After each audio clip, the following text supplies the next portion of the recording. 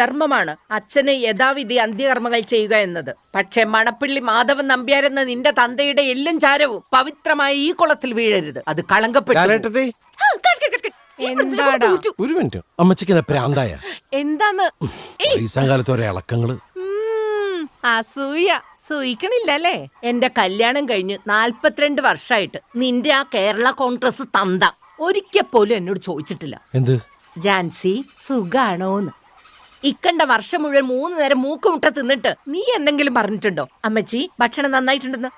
ഇതിപ്പോ New Zealand, Japan, Canada, എന്തിന് Azerbaijan വരെ എന്റെ ഡിഷ് ഉണ്ടാക്കണത് സ്ക്രീനിൽ കണ്ടിട്ട് ജാൻസേച്ചി ഫുഡ് അടിപൊളിയാണ് കേട്ടോ, സുഖല്ലേ എന്നൊക്കെ ചോദിക്കാൻ എനിക്ക് ആളുള്ളപ്പോ ഈ ജാൻസി തുള്ളുവടാ തുള്ളു. വരുന്നു മോളെ, ഇങ്ങോട്ട് താടാ വഴി മാറടാ പ്ലാൻ